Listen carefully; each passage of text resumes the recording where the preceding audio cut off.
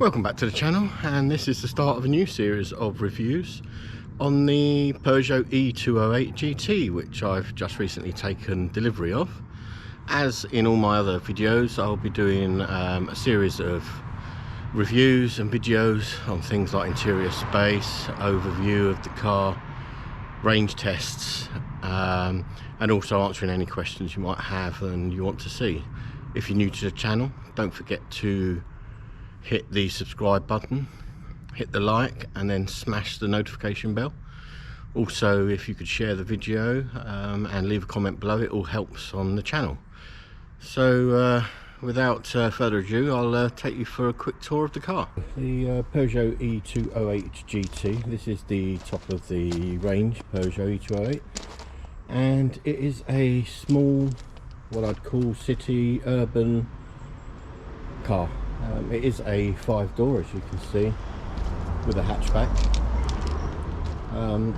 It's very reminiscent of the old Peugeot 205 GTIs. It's got that really sort of aggressive, sporty feel to it, which would appeal to the younger audience. You know, as a first car, it would make a great sort of young person's EV for zipping about in the city. As you can see, the styling is really nice and stylish, as a lot of the sort of French cars are. They have that sort of individuality about them, and I'll just quickly take you inside. So it's got a nice sort of colour theme with the sort of fake carbon dashboard and interior parts. The seats have that sort of bucket-esque feel to them, with these raised side panels, and it's got the nice contrast stitching as well. So it's got a nice small sort of sporty steering wheel, with the sort of cut off top and bottom. Got the little GT accent on there as well. On here you've got all your controls. I'll go in another video into more detail of all the controls and the info system. Let's just start the car up. Here we go. Now what you'll see is this has what they call the Peugeot 3D cockpit. So you'll see that it's got like a raised sort of 2-tier system with 2 screens, one in front of the other. So it gives a sort of 3D feel to it. You know, I don't know what the point of that is, but it's just something that they've done. It's got these sort of hollowed out sort of sporty cockpit, and then we move across to the main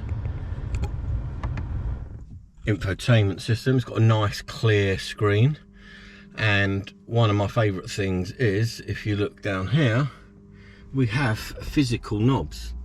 So we have a good selection of controls. This is obviously the volume on and off. Then you've got these sort of, what I would call sort of very sort of supercar-ish sort of lever touch buttons. And this controls certain things from air conditioning, and above these as well you've got some touch buttons as well. So that is a really nice touch for the car. I really like that. Then you come down here, we see we've got 2 charging ports. You've got a USB-C and just a normal USB port. And if you click this here, you've got a nice little cubby hole. This spec doesn't have the wireless charging. You've got another cubby hole there with a 12-volt. Coming back to a sort of traditional style automatic gear lever. And behind there we've got 2 drinks holders, and here the drive select button as well, and the parking brake. And behind that, a large storage bay inside there as well.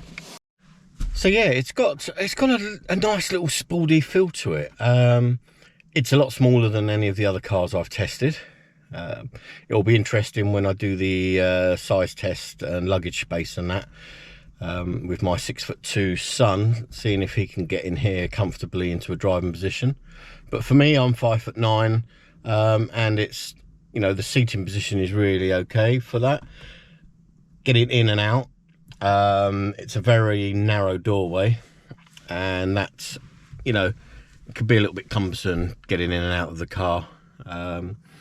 But I'll just show you the passenger side. As you can see, yeah, you've got the carbon going through the fake carbon. What you'll see below this is you have got a light bar settings here. We can then come down to colour, and we can change the colour of the interior light bars in the car. So as you can see, I can change to different colours, which is quite nice at night. I'll show you as well in the dark, much better effect. So that's the sort of quick initial look at the car. Like I say, there'll be videos coming out over the next couple of weeks, so just make sure you've hit that notification bell, and you'll be notified when these are released. I appreciate any comments you leave, and if there is something you want me to look at and test on the car for you, feel free to leave a comment, and I'll try and get it into my next video. So safe driving, everyone.